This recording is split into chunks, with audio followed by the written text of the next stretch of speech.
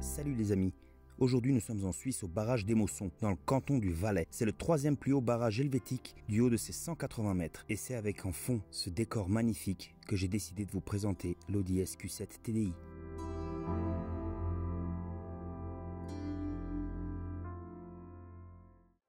Alors nous voilà à bord du SQ7 TDI les amis. Le SQ7 TDI c'est quoi? C'est la version haut de gamme du Q7, la version la plus puissante.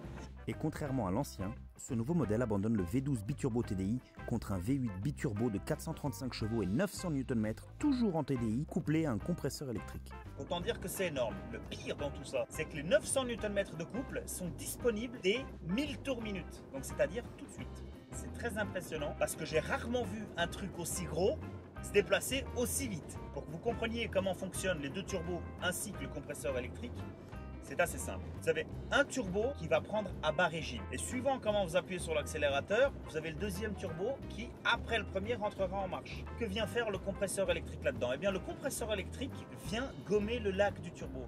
Le lag, si vous voulez, c'est le temps de réponse, le temps qui charge en fait.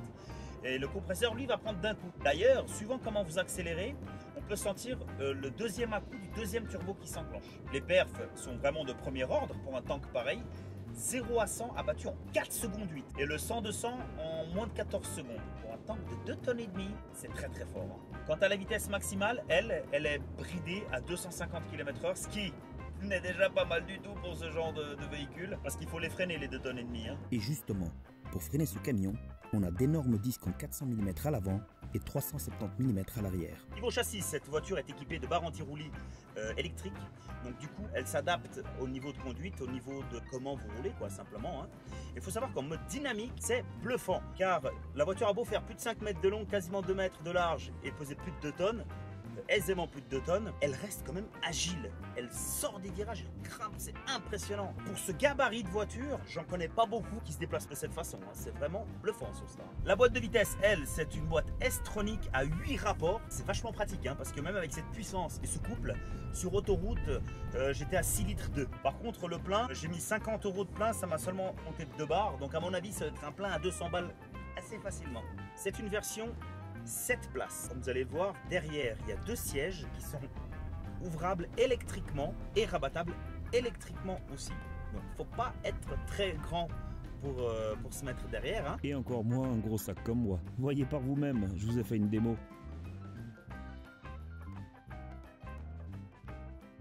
Par contre, quand les sièges sont ouverts, du coup, vous avez très peu de coffres. Petit gadget sympa aussi que j'ai beaucoup aimé, à voir si c'est hyper utile. Quand vous avez un gros chargement à effectuer dans le coffre, vous avez un petit bouton, celui-là, qui vous permet de rabaisser la partie arrière de la voiture pour que ce soit plus facile de charger, pour que la voiture soit plus basse. Comme celui-ci est quand même un V8 biturbo diesel, il se trouve qu'il y a quand même un son vachement synthétique ajouté par des résonateurs.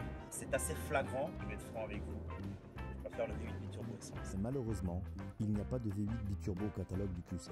Il est seulement disponible sur le RSQ8. Parlons du prix maintenant. Le prix de base de ce véhicule, c'est 114 800 francs.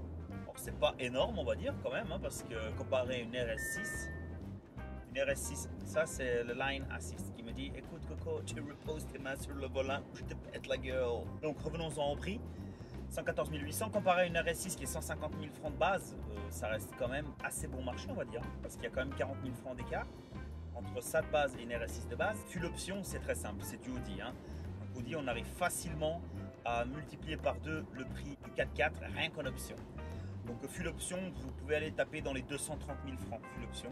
J'en ai configuré un hier à ce prix-là. Vous avez l'option des freins céramiques à plus de 11 000 francs. L'option du pack cuir Murillo, il a un nom un peu chelou, qui est une option à 16 000 francs quasiment. Le Bang & Olufsen, l'option La Sono à 8 000 francs. Ça chiffre très très vite.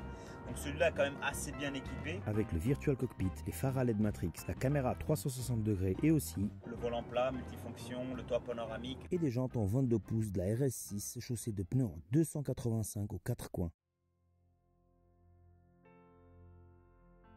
Et voilà les amis, c'en est fini pour cet épisode du SQ7 TDI. Je tiens à remercier la concession AMAG Audi à Châtelaine de me l'avoir mise à disposition. Et merci à vous, vous qui êtes toujours plus nombreux à suivre mes aventures.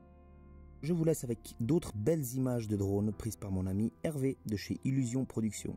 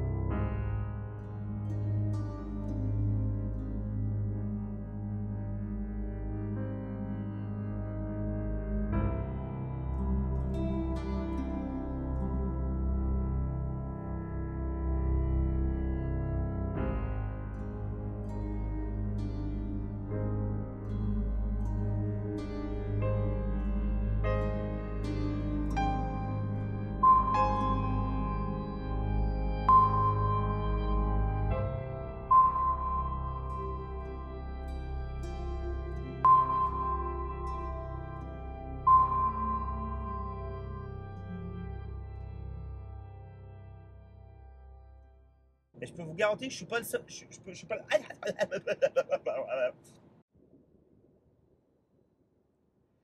Une des options que je préfère le plus. Pardon.